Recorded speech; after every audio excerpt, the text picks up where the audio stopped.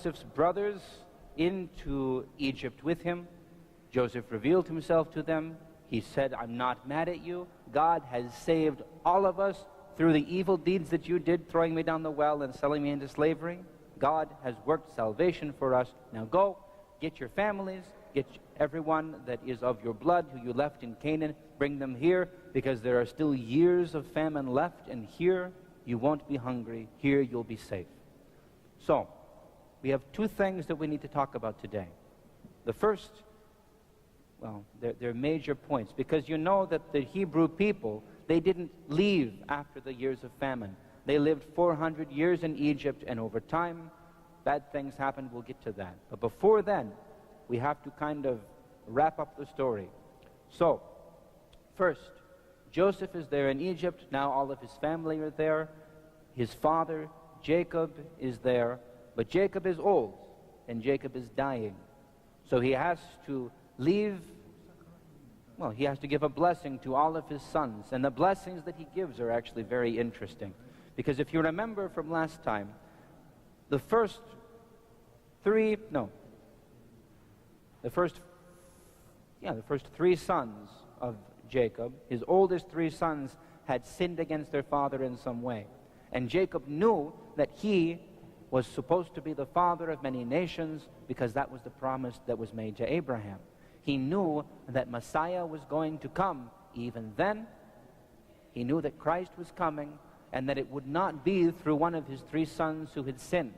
So in his blessings, he tells the oldest son that he did this, so he won't be the heir, and the next two sons that they did that, so they won't be the heir. And then he comes to Judah.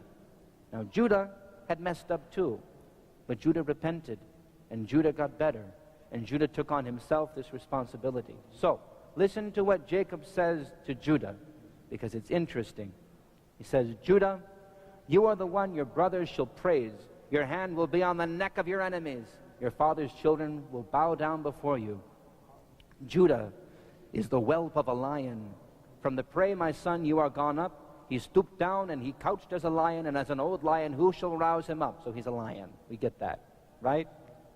Then he says, the scepter shall not depart from Judah, nor a lawgiver from between his feet, until Shiloh come.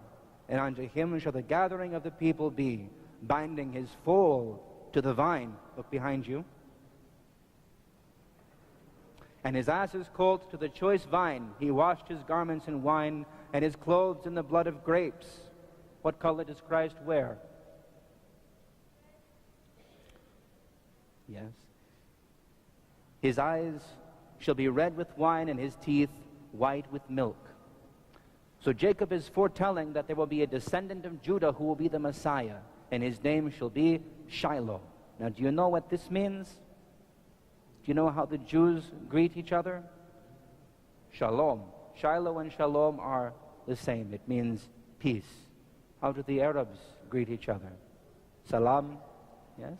Salam is also from the Semitic languages. It means the same thing. Peace. That Christ is our peace. So from Egypt, the people are expecting that from Judah there will come Christ. This is important. Remember this. Now, second thing. Then Jacob dies. Does he say, okay, put me inside of a mummy and stick me in a pyramid? Okay. He's being buried in Egypt. It could happen. He says, don't bury me here. Bury me in the land that God promised to our fathers. So as soon as he dies, they do a big procession, and they carry him out, and they bury him in the same cave that Abraham bought to bury Sarah in all those years ago, all those months when we were talking, you remember? Now this is important, because they could have gotten rid of Jacob's body any old way, but they didn't. They buried him with honor, they buried him with grief, and they buried him with hope, because they buried him in the promised land, which they didn't own yet. And so, too, again, it's October, we're talking about death. It's kind of what we're stuck with, because everything is starting to die. This is why Christians bury their dead in the hope and expectation of the resurrection. This is why we don't do cremation. This is why we don't just throw our bodies, the bodies of our dead, out with the trash. Okay?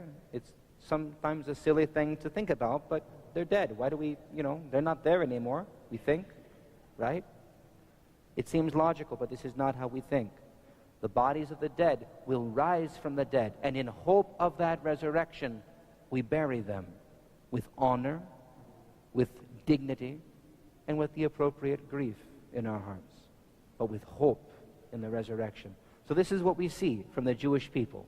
We see the expectation of Messiah in the prophecy about Judah, and we see the expectation of the resurrection in their careful burial of Jacob.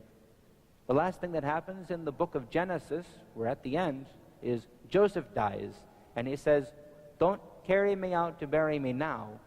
Keep my bones, and when you leave, when God takes you out of Egypt, take me with you, and then bury me when you go into the promised land and receive the promise."